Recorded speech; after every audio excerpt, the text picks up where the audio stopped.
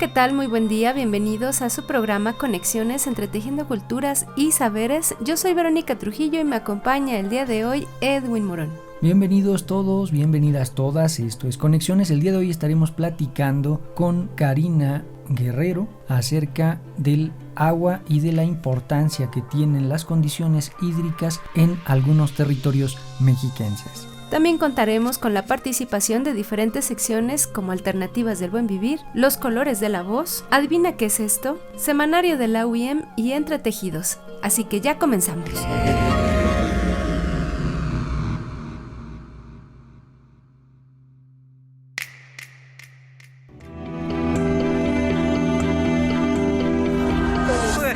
Najo Viejevi, Ximopanoltican, Chetani, Ximopanolti. Esto es Conexiones. Entretejiendo culturas y saberes.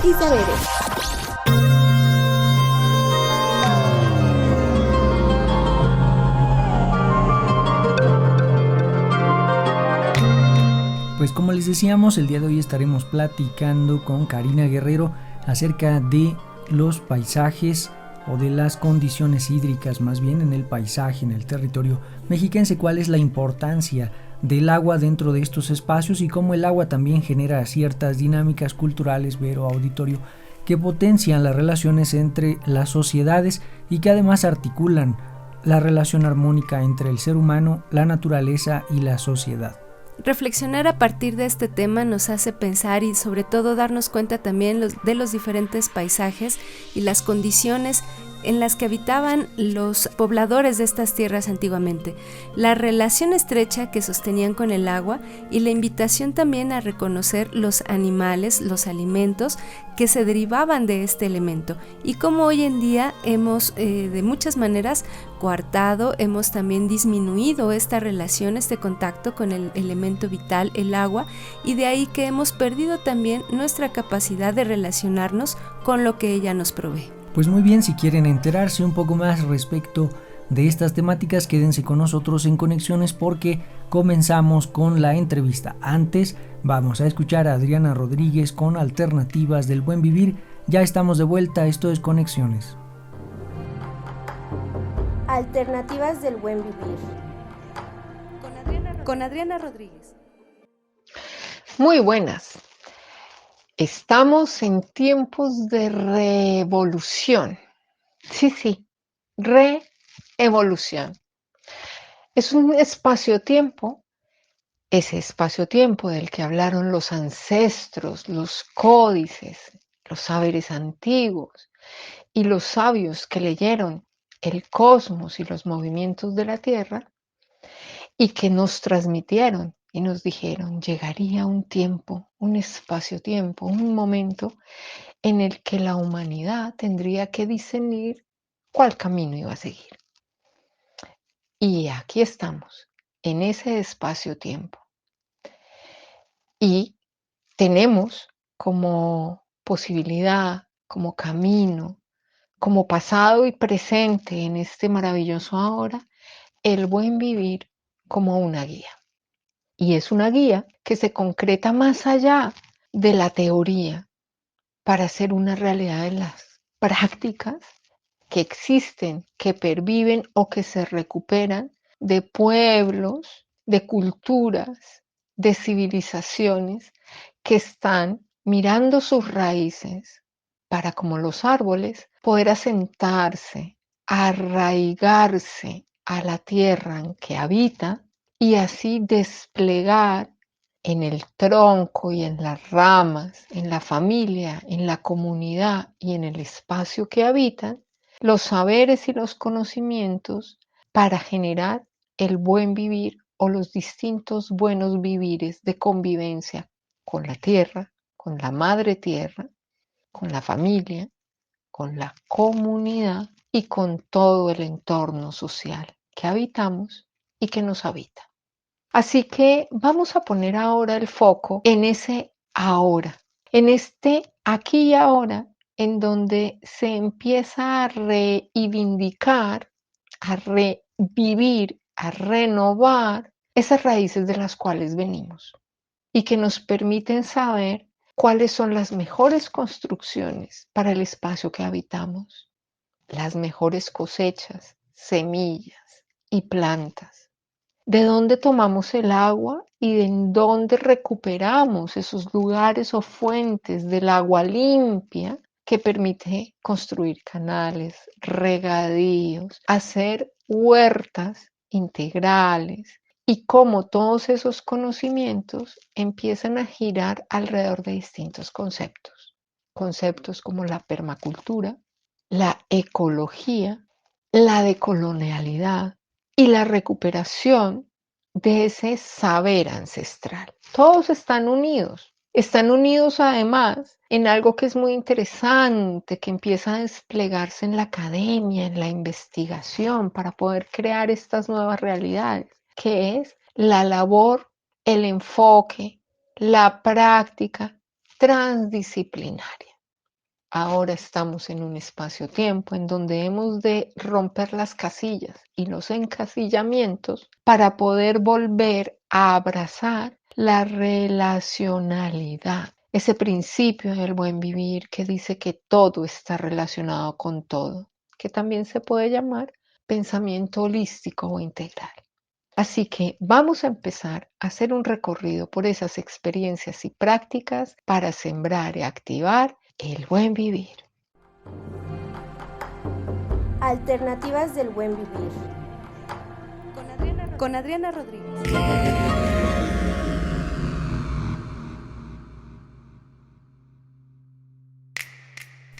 Muchas gracias por continuar en Conexiones y como ya les comentábamos, hoy estamos platicando con Karina Guerrero acerca de algunas condiciones en relación con el agua en el territorio, sobre todo mexiquense. Muchas gracias, Karina, por estar con nosotros. Qué bueno que podemos compartir este espacio y quisiéramos que nos platicaras un poco acerca precisamente de las condiciones hídricas en el territorio mexiquense. Hola, muy buenas tardes. Muchas gracias por la consideración a mi persona para contestar las preguntas en relación a las modificaciones en los modos de vida lacustre. Pues bueno, en primer lugar, las condiciones hídricas presentes en el territorio mexiquense pues son condiciones que son resultado de un proceso de cambio que ha tenido principalmente a partir del proceso de desecación, ¿no? De manantiales, ojos de agua, de las fuentes hídricas, principalmente, pues bueno, en mi caso en particular, me refiero a Almoloya del Río, toda la zona que comprende la cuenca del Alto Lerma, Almoloya del Río, Santiago Teguistenco, Capuluac, Ocoyoacac, Lerma, ¿no? Y de ahí hacia el norte del Estado de México, pues las condiciones se han visto modificadas principalmente por tres factores, que son contaminación de ríos, de manantiales, además del proceso de desecación que empezó pues a finales del siglo XIX, digamos que con los primeros estudios, y en las primeras décadas ya en función de la extracción de agua para la Ciudad de México, pues esto obviamente trajo cambios, ¿no? Cambios en el modo de vida lacustre en las poblaciones indígenas, ¿no? Indígenas otomís. Entonces aquí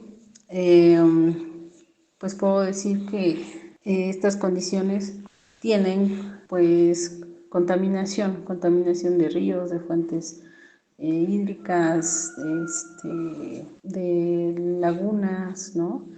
Y pues por ende también hay una alteración del ecosistema en general. Por ejemplo, también si hablamos, ¿no? que es una cuenca, ¿no? Aquí en el Alto Lerma, pues estamos hablando que es aquel lugar donde escurre como un escurrimiento de las montañas, ¿no? De la Sierra de Monte de las Cruces, el Nevado de Toluca, toda esta parte de humedales, pues se vio afectada, ¿no? Desde finales del siglo XIX. En el siglo XX, pues se vio ya como tal un cambio, ¿no? En ese sentido, en las primeras décadas, para el traslado de agua a la Ciudad de México. Y pues bueno, esto también se trajo, ¿no? También la ocupación de territorio para las viviendas de las familias. Eso también, pues bueno, aquí pues responde al aumento de la población, y lo cual a sus necesidades de vivienda pues empezaron a construir en zonas donde pues hay humedales o ciénegas, y pues esto también ha traído otro tipo de problemas como lo es las inundaciones y alteraciones a la misma infraestructura, ¿no?, de viviendas. Y por último, digamos que en la década de los 80, 70, 80, pues empieza a haber un aumento en la construcción de industrias, y esto pues trajo, además del cambio en el panorama, ¿no?, del ecosistema en general, pues bueno, también trajo la incorporación de la población al sector industrial, y por ende pues ya hubo una distancia considerable, ¿no?, en el trato y en la relación con la naturaleza. Puedo decir de manera general que estos cambios, ¿no?, en contacto con la naturaleza, pues vio afectada también los significados que tenían las comunidades indígenas, pasando de el agua como un elemento sagrado, como una fuente de vida, a un elemento de consumo y de mercancía, ¿no?, de comercio, de intercambio comercial y para beneficio industrial. Entonces, además del uso doméstico, pues también se vio afectado el uso del agua para un uso industrial, y esto pues trajo este cambio pues total, ¿no? Casi total, más bien, ¿no? Entonces, pues hay algunas comunidades que permanecen en algunas prácticas ya muy escasas, pero todavía existen. Sin lugar a dudas, una de las características más importantes y que resalta a lo largo de buena parte del territorio de lo que hoy conocemos como el Estado de México son los paisajes lacustres, los paisajes en los que las riberas de los ríos dominan precisamente todavía muchas partes de nuestro territorio, aunque también es cierto que esas riberas, esos ríos se encuentran en su mayoría contaminados, se encuentran hoy en día pauperizados por las actividades industriales, domésticas, en general por la actividad humana dentro de estos paisajes naturales. Sin embargo, es importante reconocerlos para poder así propiciar un cambio de conducta respecto de estos escenarios, porque en ello, como hemos dicho en otras ocasiones, nos va la vida. Seguimos platicando con Karina Guerrero acerca de las condiciones hídricas en el territorio mexiquense y su relación con las prácticas culturales de algunos de nuestros pueblos que habitan dentro de este espacio. Esto es Conexiones, quédense con nosotros, regresamos.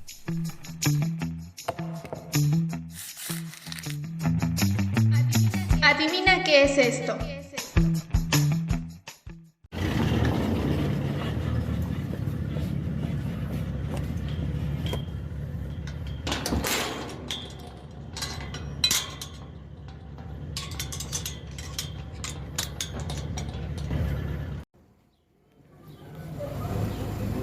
Perdón, Felipe.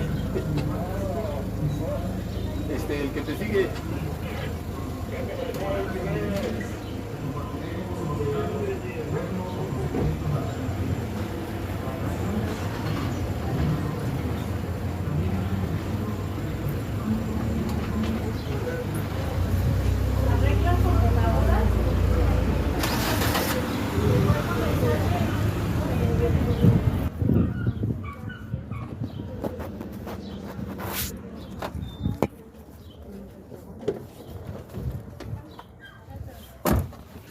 Buenas tardes. Buenas tardes. Buenas tardes. Buenas tardes.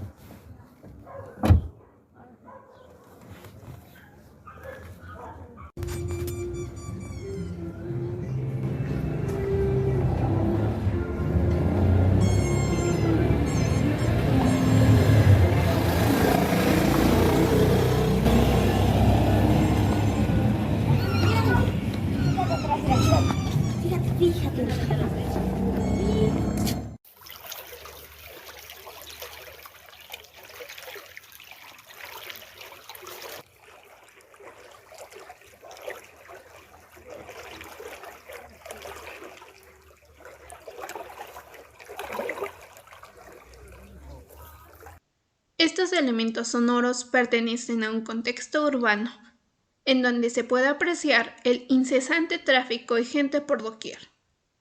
Estos sonidos hacen representación del núcleo urbano, social, político, económico, turístico y cultural de la nación mexicana.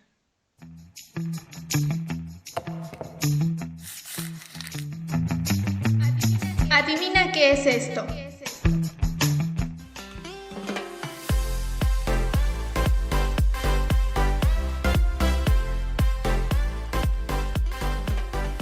¿Te interesan los pueblos originarios y las diversas prácticas que tienen?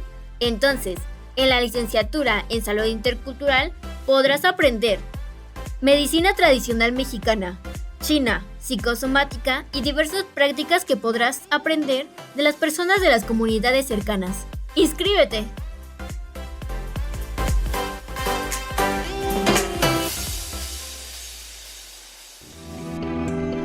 Pónganse en contacto con Conexiones al teléfono 712-123-5963. Continuamos.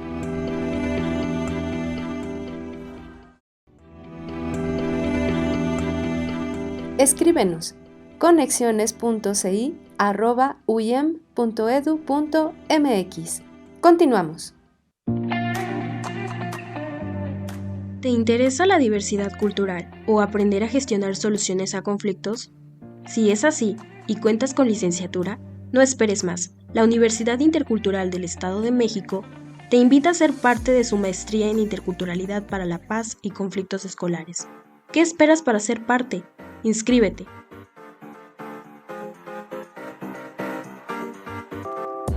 Universidad Intercultural de Chiapas, cuarto A, Comunicación Intercultural. En estas 6 cápsulas hablaremos sobre la salud mental. Presenta equipo Tierra Roja: Victoria Castellanos, Lidia Hernández, Sandra Hernández, Ana López, Laura Martínez y Henry Morales. El mexicano no va al psicólogo. Hay una parte de la sociedad que cree que van al psicólogo solo los que están locos, declaró Francisco Martínez León, académico de la Facultad de Psicología de la UNAM. Puedes ir al psicólogo generalmente cuando las herramientas y habilidades que tienes ya no son suficientes, cuando ya intentaste todo, cuando estás en crisis y se te ocurre, solamente se te ocurre, pero no asistes a un psicólogo. De acuerdo con Martínez León, hay un psicólogo por cada 300,000 habitantes. Además, en México no asiste a servicios como terapias debido a una cultura en la que ir al psicólogo no está bien visto y se acude con un sacerdote para tratar problemas o temas que lo afectan anímicamente. Vas al doctor cuando te duele una muela, vas a cientos de especialistas en la parte médica, pero cuando te duelen las emociones no acudes con nadie. Se lo cuentas a amigos o a tu pareja, pero realmente no se atiende la parte de la salud mental. Es necesaria la asistencia de programas y escuelas para padres con el fin de detectar comportamientos que no son saludables en sus hijos para recibir una atención psicológica adecuada.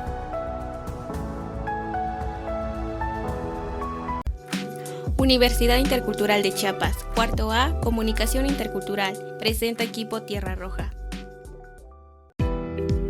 Esta es una producción radiofónica del programa Los Colores de la Voz de la Universidad Intercultural de Chiapas.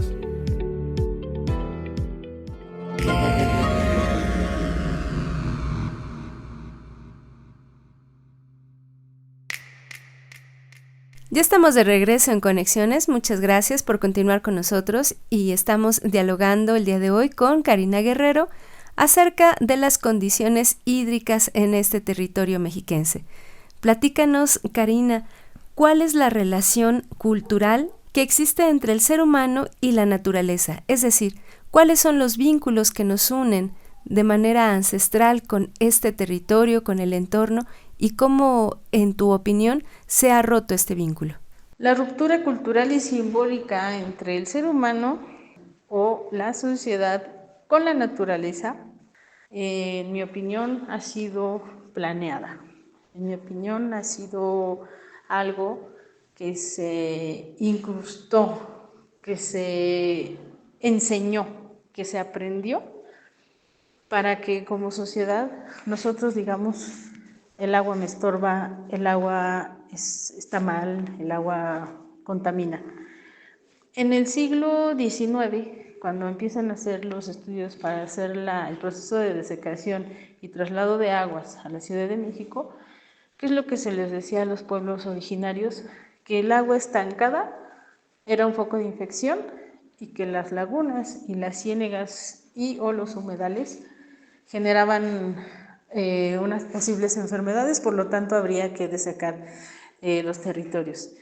En este sentido, la ruptura cultural empieza desde este modelo capitalista donde conviene al interés económico que las comunidades indígenas miren al agua y a los recursos naturales como algo ajeno al ser humano, cuando en realidad nosotras y nosotros somos parte de la naturaleza y tenemos agua en nuestro cuerpo.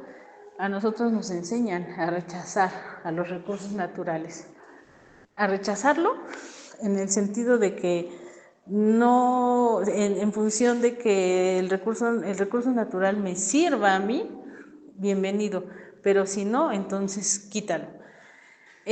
Aquí empieza a haber una ruptura, empieza a haber un engaño, empieza a haber como un sentido equivocado de la naturaleza, cuando en realidad en los pueblos originarios pues se atribuía al agua la abundancia, la vida, ¿no? La limpieza, ¿no? La salud, ¿no? Y entonces viene esta ruptura, ¿no? Por supuesto. Y la escasez, ¿no? Que existe, pues prácticamente puede que ya sea irreversible, ¿no? Que podamos traer nuevamente agua limpia a los ríos. ¿Por qué? Porque necesitamos todo un sistema global, no solamente local, sino global, de recuperación del sentido de equilibrio con la vida, no solamente con el agua, sino con la vida. A partir del entendimiento de que la vida es equilibrio, en función con mi entorno, a partir de ahí voy a empezar a ver al aire como un elemento esencial, al agua, a la tierra y a todos los elementos, a los alimentos, por ejemplo, a la flora, a la fauna, como parte de mi vida. Entonces, ¿cómo podríamos revertir o aminorar?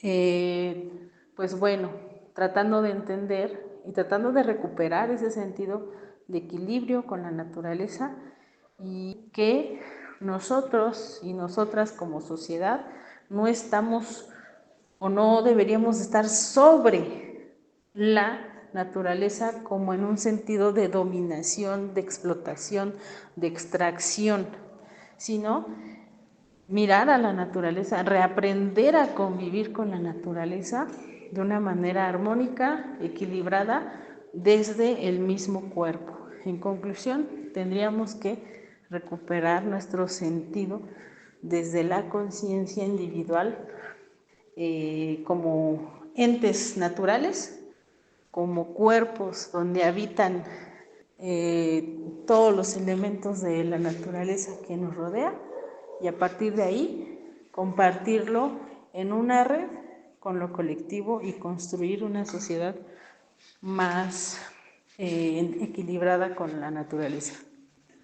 Quiero mencionar aquí como un ejemplo, ¿no? Muy en particular, cuáles son las relaciones o vínculos que existen entre la construcción simbólica del territorio y el agua en las comunidades originarias. Pues bueno, esto es muy interesante, este punto, porque en realidad el vínculo, ¿no?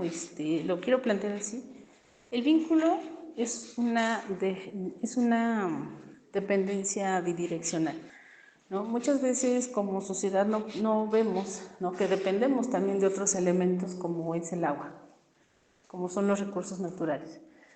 Sin embargo, a pesar del proceso de urbanización e industrialización que ha sido muy acelerado, al menos en las últimas 5 décadas, los pueblos originarios han mantenido y han reforzado su relación con los recursos naturales.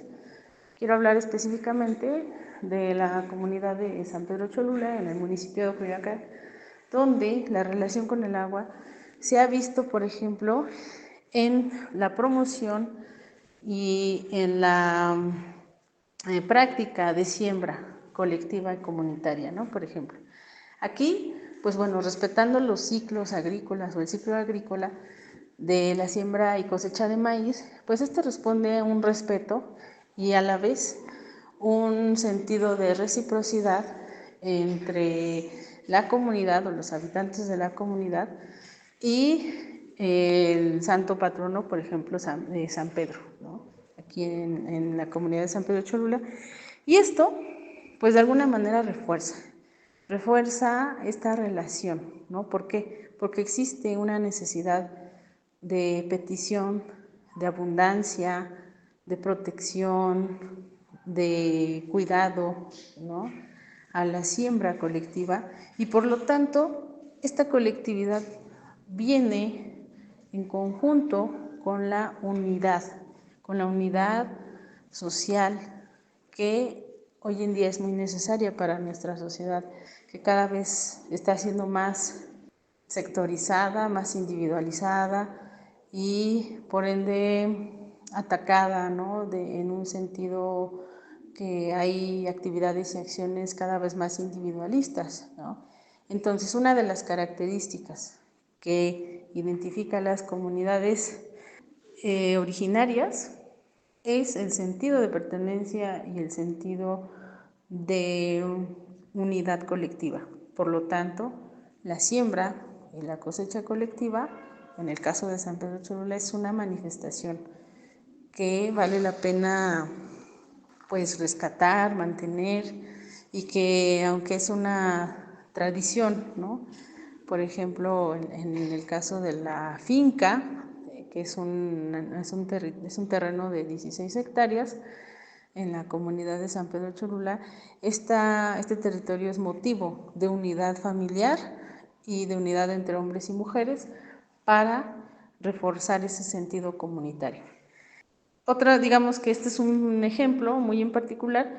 Sin embargo, la construcción simbólica va siendo de acuerdo al momento en el que se reflexiona, ¿no?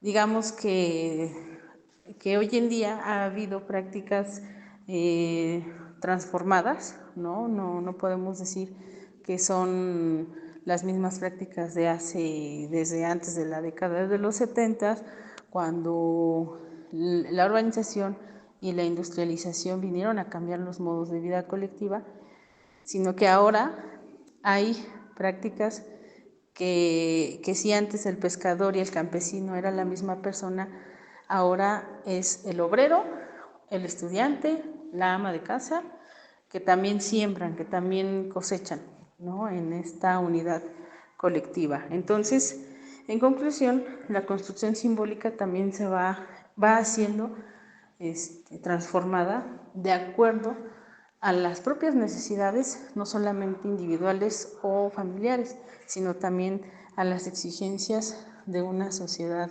actual. Gracias, Karina, por estas reflexiones, y por supuesto que nos invita a pensar en nuestras incidencias que hemos generado como seres humanos que habitan esta tierra, y de alguna forma esta desconexión con el entorno y también nuestras implicaciones de vida que han surtido un efecto, digamos, negativo ante sobre todo este elemento vital que es el agua. Una de las condicionantes importantes para habitar el territorio, ustedes lo saben, todos lo sabemos, para las grandes civilizaciones, pues ha sido el agua, justamente. Una característica fundamental para habitar un espacio es que esté presente este líquido vital. Sin él, sin ella, no podemos realizar prácticamente ninguna cosa, ninguna actividad, ninguna práctica. De ahí que se genere una relación tan importante, tan fundamental con la generación, con la procuración de una cultura, con el nacimiento incluso de una cultura en su relación con el agua. Por eso es que deberíamos entonces, como bien lo señala Karina, repensar esta relación que tenemos con este líquido. Vamos a seguir dialogando acerca de las condiciones hídricas en el territorio mexiquense. Mientras tanto, vamos a un corte y regresamos. Semanario de la Universidad Intercultural del Estado de México. Esmeralda Concepción Moreno, de la licenciatura en Lengua y Cultura, presentó su proyecto de titulación, bajo la modalidad de tesis, titulada La danza de los vaqueritos como memoria histórica de San Jerónimo Mabatí, municipio de San Felipe del Progreso, Estado de México. Tomó protesta ante el sínodo, presidenta maestra Alondra Sánchez Zamorano, secretaria maestra Ana Elvia Paulino Escamilla y vocal doctor Germán Leiva Valdés, quienes aprobaron por unanimidad. El maestro Antonio Romero Hernández se presentó como ponente en el 4º Congreso Internacional de Sistemas de Sonidos de Latinoamérica, llevado a cabo en la Universidad de Washington en Seattle, Estados Unidos. El objetivo principal fue difundir y divulgar las investigaciones científicas en el área de lenguas y culturas indígenas de la UIM.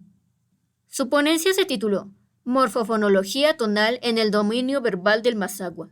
Esta actividad nos permitirá abrir nuevos espacios de difusión de la cultura y las lenguas para docentes y alumnos, así como de construir lazos académicos interinstitucionales de corte internacional. Estudiantes de la licenciatura en Lengua y Cultura, Berenice Tapia Telles y Aldo Mauricio Mejía Carduño, participaron en el Foro de Estudiantes de Lingüística y Antropología, con la ponencia titulada Muerte y Poesía en el Pensamiento Náhuatl del siglo XVI, actividad realizada en la Escuela de Antropología e Historia del Norte de México, Chihuahua. Con la finalidad de dar cumplimiento a las actividades programadas dentro del sistema MIAF, estudiantes y maestros de la licenciatura en Desarrollo Sustentable y Comunicación Intercultural llevaron a cabo la ceremonia y cosecha de maíz cultivado en la parcela MIAF de la Universidad Intercultural del Estado de México. Semanario de la Universidad Intercultural del Estado de México.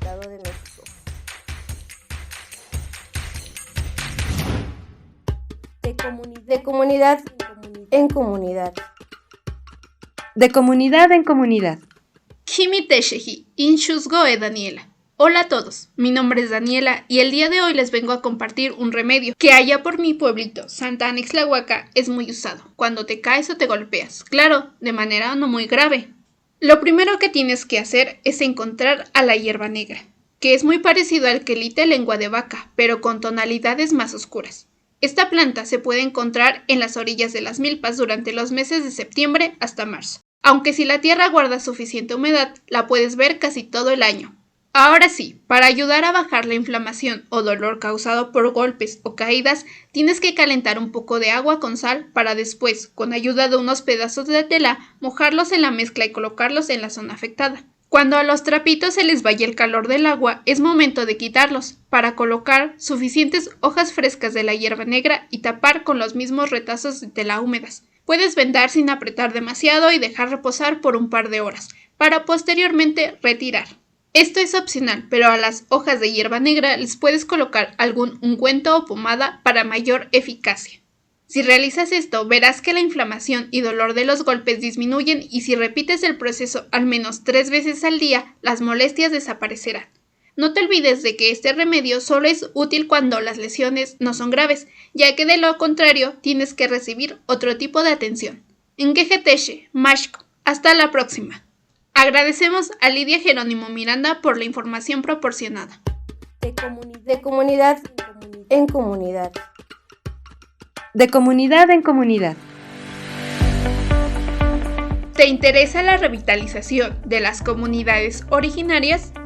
La UIM ofrece la licenciatura en Lengua y Cultura, en donde podrás formarte como investigador y gestor cultural con el fin de dar respuesta a las necesidades lingüísticas de los 5 pueblos originarios del Estado de México. Te esperamos en la UIM. Inscríbete. Pónganse en contacto con Conexiones al teléfono 712-123-5963. Continuamos.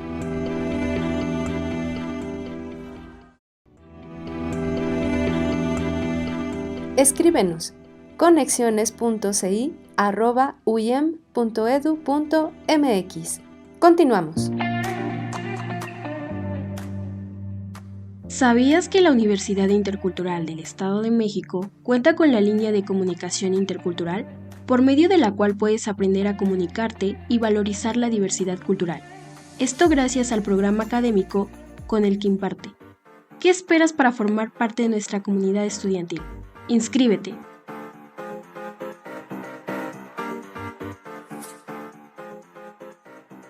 Semanario de la Universidad Intercultural del Estado de México.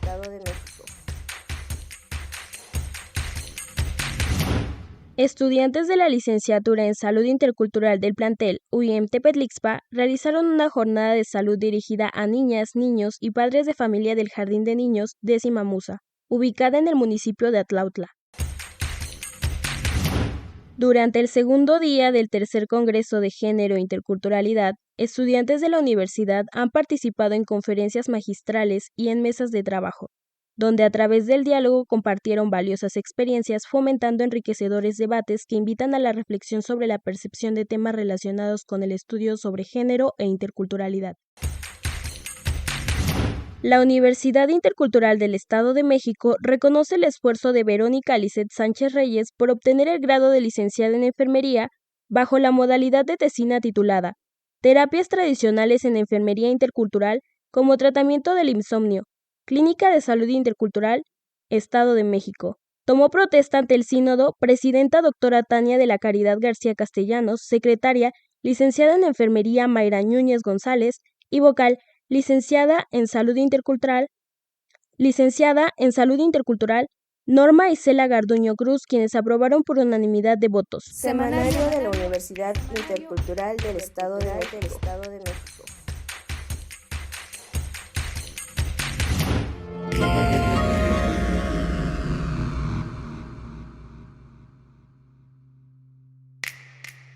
Muchas gracias por continuar en Conexiones. Seguimos platicando con Karina Guerrero acerca de las condiciones hídricas en el territorio mexiquense. Platícanos, Karina, cómo se manifiestan algunos de los problemas a propósito del cambio climático dentro de las dinámicas culturales que históricamente han sido albergadas por comunidades de raigambre lacustre. En el caso de San Pedro Cholula, en el municipio de Coyoacán, bueno, aquí, como mencionaba, siendo una comunidad que mantuvo un modo de vida lacustre, vino el proceso de urbanización acelerado junto con con la industrialización, y esto también trajo el proceso de migración, ¿no? Esto, por supuesto, que genera una diversidad, una pluralidad social, ¿no? Dentro de la comunidad. De entrada, pues aquí se empieza a diversificar el sentido, ¿no? Comunitario, se empieza a diversificar la misma convivencia social y la comunicación intracomunidad, ¿no? Entonces, uno de los principales problemas que se tiene en esta comunidad, pues es el problema de la inundación, que pues a lo largo de aproximadamente 30 años, ¿no? Se ha tenido de manera pues anual, ¿no? Al menos afectaciones en la infraestructura de las viviendas, principalmente del sistema de drenaje, y por ende la inundación ya es un problema de salud pública, ya es un problema que afecta directamente a la salud física, emocional o psicológica, y afecta a la salud social también. ¿Por qué? Porque al haber un conflicto, ¿no? Al haber una contaminación debido a la inundación, también genera conflictos sociales.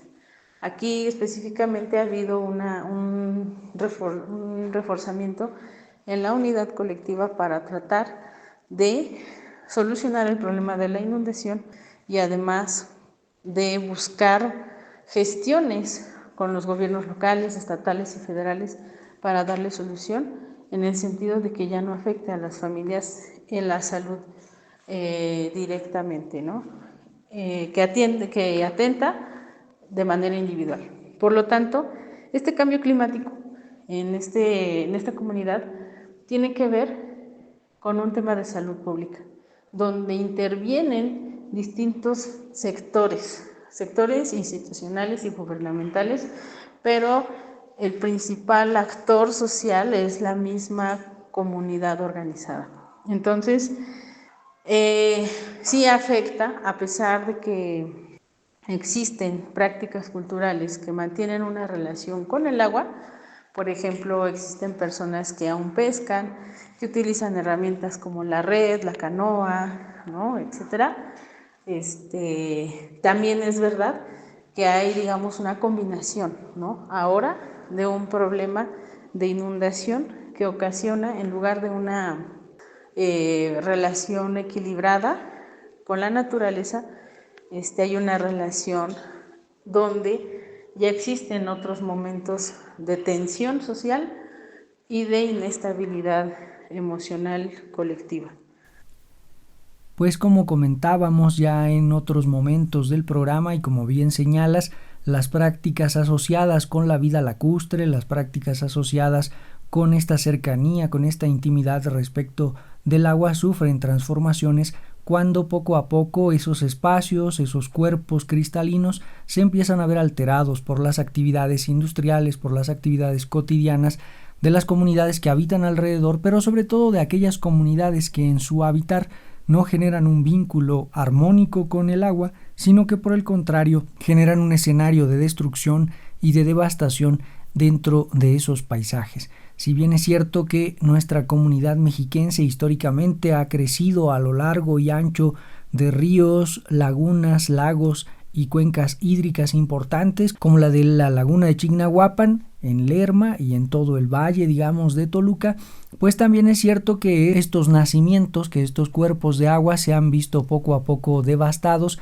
y cada vez tienen menos presencia dentro del territorio. Sin embargo, aún hay iniciativas, aún hay actividades, aún hay todo un quehacer que podemos nosotros proponer para revertir esta condición. Esperemos que no sea demasiado tarde. Muchísimas gracias, Karina, por haber estado con nosotros en Conexiones. Esperamos que pronto podamos seguir platicando acerca de los avances de tus investigaciones respecto de las condiciones hídricas en el territorio mexiquense y que también podamos estar platicando de éxitos en torno al cuidado del agua. Muchísimas gracias por estar en Conexiones. No se vayan, continuamos. Esta es una producción radiofónica del programa Los Colores de la Voz de la Universidad Intercultural de Chiapas. Nos encontramos en este momento con el señor Florencio Arias Gómez. Él es habitante de Nuevo Carmen, Tonapac, de Chiapa de Corzo, pero es originario de Viejo Carmen, Tonapac, de Chapultenango, Chiapas, muy cerca del volcán Chichonal, y nos va a relatar la experiencia de vida con el volcán Chichón. Florencio Arias. Muspanzamo te titzunkotso huche oyuyak. Ambate. Nenas Maco. Nenas Maco. Bueno, yo estaba de edad, 18 años. Cuando yo miraba por el volcán, ya empezaba como marola. Fue en 1964 empezó marola. Pero la gente de calle de la colonia no sabían por qué estaba haciendo humo. Decían la gente, los habitantes de la colonia, ya respirando el volcán. Un volcán, digamos, muy grande, pero sí, así se ve, no se daban cuenta la gente. Y yo, como siempre sabía, porque el volcán era un cerro que abarca un lugar, cuando explota, acaba la colonia, acaban los pueblos, y la gente, ahí se pueden morir, pero si en este caso se murió la gente. Empezó Omarola, hasta 1982 avanzó. ¿Cuántos años avanzó? Explotó. Como quien dice vulgarmente, reventó el volcán. Así lo entiende la gente. Reventó el volcán. Explotó. Fue en 1982. Como empezó el rumores a las 3 de la tarde. Esa parte donde vivían muy cercano del volcán, digamos en la falda del volcán, había colonia. Esa colonia estaban muy, como dice, tienen paga, tienen dinero, tienen ganado, tienen puerto, sembraban flor. Es un lugar donde ellos trabajaban acerca de eso. Pero ahí fue ese rumor, fue como a las 3 de la tarde para adelante. Empezó duro y duro, por temblores. Esa gente que vivió muy cerca, pues ellos dicen que va a calmar, en vez de calmar, más fuerte. Ya como a las 5 de la tarde, 6, se hundió la tierra, se fue la colonia. Entonces dice un señor allá que ese cerro lo agarró toda esa gente. Allá se fueron todos. Y como a las 7, 8 de las 9, ya dio más, como un chingadazo más fuerte. Empezó como a las 9 de la noche. Sacó lumbre, piedras, azufre. Hizo tiroteo de piedra hasta donde el volcán abarcó. Yo vivía en Carmen Tonapaq, municipio de Chapultepec. Llegó hasta allá. La gente se asustaron, me habían acostado, levantaron todo. Sonaron campanas, que se despierten la gente, todo. Ya había piedra, estaba bajando ya ceniza, pero una lluvia de ceniza, y ya no paraba toda la noche. La gente no se durmieron toda la noche, no durmieron toda la noche. Y ahí no calmó todo el día, pura ceniza.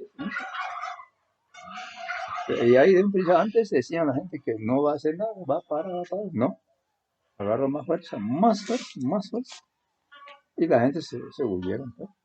Y ese tiempo la gente no conocía mucho ciudad, no conocía dónde van a ir, es que tuvo mucho tiempo que ellos prepararan, pues que salieran antes, pero muchos de los ancianitos, los abuelitos no querían salir, pero no querían dejar sus bienes, tenían potreros, ganado, tenían sus casas, están bien ubicados ahí, son sus tierras natales, ahí nacieron, ahí vivieron, no tan fácil lo quieren dejar así. Pero llegó el momento, siempre andaba yo acá en Tuxtla Gutiérrez, era yo de 20 años, 9 años, pero yo encuentro una persona que dice, ¿dónde vives? Vivo allá en Chapultepec, allá hay un volcán, pero yo tampoco no lo creo, que ese volcán es que acaba todo el pueblo. Me decía mi abuelito, sí va a explotar, pero nosotros estamos abajo de eso, va a tirar todo ese fenómeno que tiene a Tuxtla. Nosotros hemos quedado abajo. No era así, era mentira, ni los abuelitos no saben cómo es ese fenómeno. Nadie lo sabe, no lo han visto nunca, es como qué lugar abarca. Y no fue así. Cuando nosotros vivíamos más cerca, nos afectamos. Acabó nuestra casa. Piedra, ceniza, arriba, por el peso bajo el techo. Toda la gente andaban corriendo, vaya, y para acá, ¿dónde van a ir? No había carretera, no pueden salir ese momento. No pueden, es un lugar incomunicable, no había comunicación, no había teléfono. Nosotros andamos a pie, caminando hasta Chapultepec, si es posible, caminando hasta Pichucal, caminando. No había carretera, un lugar incomunicable. Por esa razón, ¿dónde vamos a ir nosotros? ¿Dónde vamos a salir? Llega un promotor que ese, no sé, es un aviso que se salgan todos. Y ese señor que llegó, estaba todo bañado de polvo. Y la gente, como no conocen mucho, no tienen mucho conocimiento, y lo querían agarrar a esas personas. Pensaban que era asaltante, un robalón, no sé qué. Pero hay personas también que están un poco entendidos, no la agarran porque él le explicó por qué llegó. Es para que lo rescate toda la gente que vaya a un lugar donde no llegó la ceniza. Vinieron a Ocotepec, hasta Tuxtla venimos de refugiados. Traen toda nuestra familia, todos nuestros hijos, abuelitos, no pueden caminar, lo traen, lo rescataron toda esa gente. Pero llegó el tiempo que el volcán destruyó ganado, murieron ganados, sacó fuego, lanzó a quién sabe cuánto, ahí acabó. Por los colores de la voz, Jaime Arias Gómez, Yus Corolla. Esta es una producción radiofónica del programa Los Colores de la Voz de la Universidad Intercultural de Chiapas.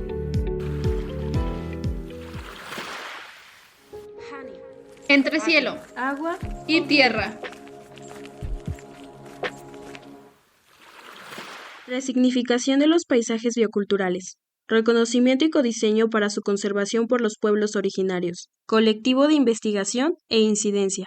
El Design Thinking es una metodología centrada en las personas y sirve para observar retos, detectar necesidades y proponer soluciones viables y factibles. Este enfoque se estructura en 3 grandes pasos, como habíamos comentado: inspiración, ideación e implementación, cada una con sus subfases. Dentro de la primera fase, la inspiración se compone de 3 subfases, que es entender, observar e involucrarse. En la subfase de entender se investigan las necesidades y los problemas que tiene la comunidad. Esto, para realizarlo, requiere de entrevistas y diálogos con los miembros de la comunidad para comprender sus perspectivas y experiencias. Observamos también las rutinas diarias y los desafíos que enfrentan, lo cual nos proporciona una visión más clara de las problemáticas que tienen o que se van a abordar. En la subfase de observación, los investigadores y facilitadores del proyecto se sumergen en la comunidad para ver de primera mano cómo se desarrollan las actividades de manera cotidiana y los problemas que afectan a los habitantes. Esta inmersión nos ayuda a identificar detalles que pueden no ser evidentes a través de entrevistas, y en la subfase de involucrarse se centra en la participación activa de la comunidad en el proceso de diseño. Los miembros de la comunidad son integrados como co-creadores, no solo como beneficiarios, lo que asegura que sus voces y sus experiencias sean lo que finalmente guía el proyecto. Dentro de la fase de ideación también están 3 subfases, contiene 3 subfases, que es reflexionar, prototipar y probar. En la subfase de reflexionar se analiza toda la información que se recopila en la fase de inspiración para identificar los patrones y definir los problemas principales. Esto incluye sesiones de lluvia de ideas, donde se generan ideas innovadoras para solucionar los problemas identificados. En la parte o subfase de prototipar, lo que se hace es desarrollar modelos o versiones iniciales de las soluciones propuestas. Estos prototipos finalmente son herramientas tangibles que nos permiten visualizar y probar las ideas en un entorno real. Involucran a la comunidad en la creación de estos prototipos, asegurando que las soluciones sean prácticas y culturalmente apropiadas. Entre cielo, agua y tierra.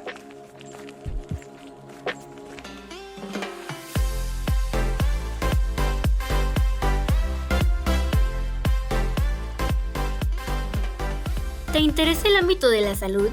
Entonces, en la licenciatura en enfermería podrás aprender desde los conocimientos básicos como primeros auxilios hasta habilidades quirúrgicas.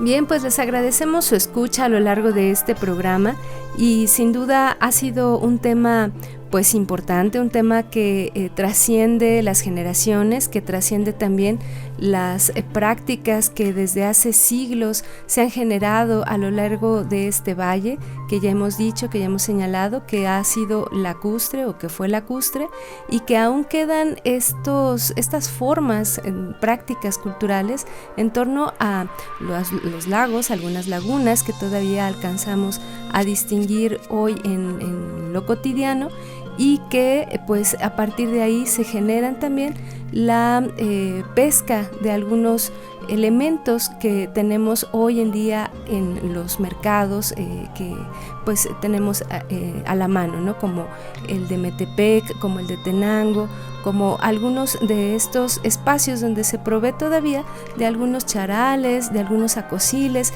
elementos que pues antiguamente no era tan difícil encontrarlos en estos entornos hídricos y que hoy, bueno, pues cada vez parece que se complejiza más el poder tener acceso a estos productos alimenticios que son altamente nutritivos, pero que además de ese enriquecimiento o de ese valor nutricional, también nos reflejan una desconexión, una carencia, digamos, de vínculo con esos elementos culturales que dieron vida, ya señalábamos, a las culturas madres de estos pueblos.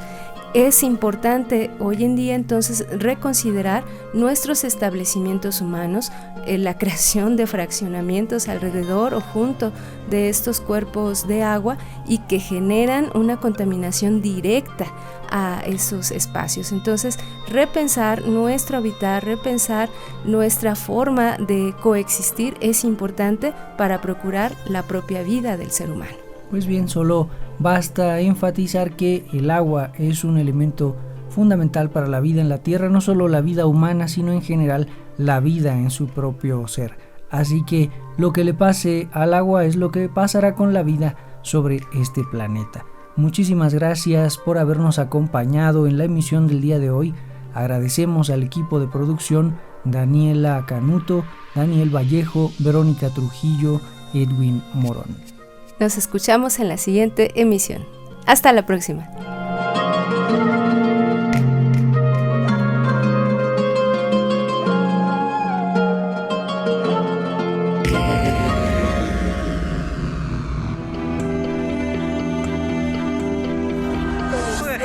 Najo Viejevi, Shimopanoltican, Chetani, Shimopanolti. Esto es Conexión. Entretejiendo culturas y saberes.